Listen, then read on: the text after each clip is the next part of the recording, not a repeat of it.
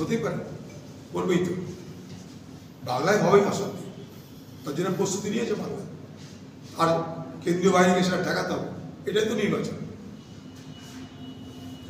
দাদা আজ মালদায় যখন মোদী জন্মে বাংলার আগে গত জন্মে চৈতন্যদেব হয়ে এসেছিল, এরপরে অরণ্যদেব হয়ে আসবে।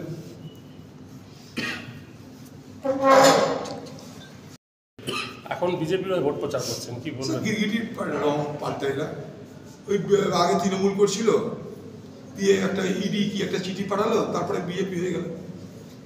আবার সে আবার পার্লামেন্ট থেকেই রেজুলেশন দিয়ে দিল। আবার এখন বিজেপি হয়ে খেপ কাটতে এসছে। এগুলো তো পয়সা দিয়েই চলে আসে, যারা বড় বড় স্টার তাদেরকে পয়সা দিয়ে চলে আসে, এটা তো স্টার, পয়সা দিয়ে চলে আসছে খেপ কাটতে। দাদা দ্বিতীয় দফা নির্বাচনও বিচারক যা বলছে, যদি রাজ্য মানে ভালো, নাহলে রাজ্য উপর আদালতে যাবে। রাজ্য তো বঞ্চিতের পক্ষে থাকে না, রাজ্য লুটেরাদের পক্ষে থাকে। রাজ্য প্রতারিত যারা তাদের পক্ষে থাকে না, রাজ্য যারা প্রতারক তাদের পক্ষে থাকে। প্রতারকদের সব থেকে বড় নেত্রীর নাম মমতা ব্যানার্জি। দাদা মিঠুন চক্রবর্তী একসময় সত্তর দ্বারা ফিরে আসবে, মহিলাদের গয়নার উপরে বসবে। মোদির তো 10 বছর ক্ষমতা থাকা হয়ে গেল। মোদি 10 বছর ক্ষমতায় ভারতবর্ষের মানুষকে যা যা বলেছিল সেই কথা কি রাখতে পেরেছে? বলেছিল বিদেশের ব্যাংকে কালো টাকা জমানো আছে কংগ্রেসের আমলে, সেই টাকা ফেরত আনবে 3 মাসের মধ্যে, এনে 15 লাখ টাকা করে ভারতবর্ষের প্রত্যেকটা মানুষকে বেটে দেবে। দিয়েছে কি? ভারতবর্ষের মানুষকে বলেছিল 2 কোটি করে বেকার যুবক প্রতি বছর চাকরি হবে। 10 বছর মোদি ক্ষমতায়, তাহলে 20 কোটি চাকরি হতো।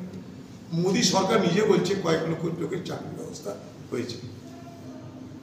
মোদি সরকার বলেছিল কৃষকদের আয় ডবল করে দেওয়া হবে, হয়েছে কি?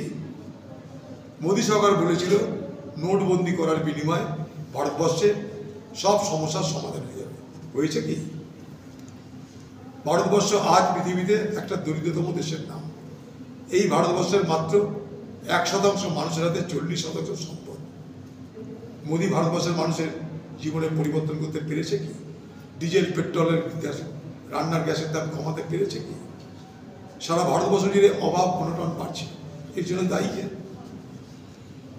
মোদি এখন নির্বাচনের আগে যেমন তাই বলবে, নির্বাচনের আগে মিথ্যাচারী করে মানুষকে বিভ্রান্ত করে মানুষের প্রকৃত সমস্যা থেকে তার দৃষ্টি সরিয়ে দিয়ে মানুষকে আবার বোকা বাড়ানোর চেষ্টা করবে। যেমন করে প্রত্যেকটা ভোট আসে আর বোকা বাড়ানোর চেষ্টা হয়। একটা ভোট আসবে, মোদি বোকা বাড়ানোর জন্য মানুষকে তার সমস্ত পুঁথি পাটি নিয়ে নেমে যাবে। উত্তর 24 নরেন্দ্র মোদী প্রধানমন্ত্রীর সভা ছিল, সেখান থেকে তিনি বলছেন কংগ্রেস আপনার সম্পত্তির ওপর 55% কর বসানোর পরিকল্পনা করছে, অর্থাৎ আপনার সম্পত্তি আপনার ছেলে মেয়েদের কাছে যাবে না, সেই করের টাকা ভোট ব্যাংকে দিয়ে দেবে। নরেন্দ্র মোদীর এটা একটা প্রধানমন্ত্রী হিসাবে এই ধরনের মিথ্যা ভাষণ কি করে তিনি দেন আমার জানা নাই। কংগ্রেস পার্টির যে ম্যানিফেস্টো, সেই ম্যানিফেস্টোতে আমরা সব বলে দিয়েছি কংগ্রেস পার্টি আগামী দিনে কি চাই, যুবকদের জন্য, শ্রমিকদের জন্য, মেয়েদের জন্য, দেশের জন্য, সব স্পষ্ট করে বলা আছে।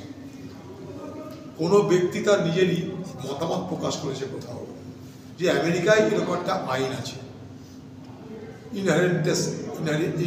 ইনহেরিটেন্স ট্যাক্স বলে। এটা আমেরিকার একটা আইনের কথা সেই কোনো আলোচনায় তুলেছিল যে আমেরিকা একটা আইন আছে, সেই আইনে একটা ব্যক্তি যদি মারা যায় তাহলে তার যে সম্পদ, সেই সম্পদের 50% দেশ নেয় আর 50% তার পরিবার নেয়। এটা সে বলেছে তার একটা আলোচনায়। ঘটনাচক্রে সেই লোকটা কংগ্রেসের একজন সমর্থক। তো কোনো ব্যক্তি যদি নিজের মতামত কোথাও দেয় তাহলে তার জন্য কি কংগ্রেস বলা হলো? ভারতবর্ষের মানুষকে মিথ্যা কথা, মানে ডাহা মিথ্যা কথা, বিভ্রান্তকর কথা নরেন্দ্র মোদী বলার জুড়ি নেই।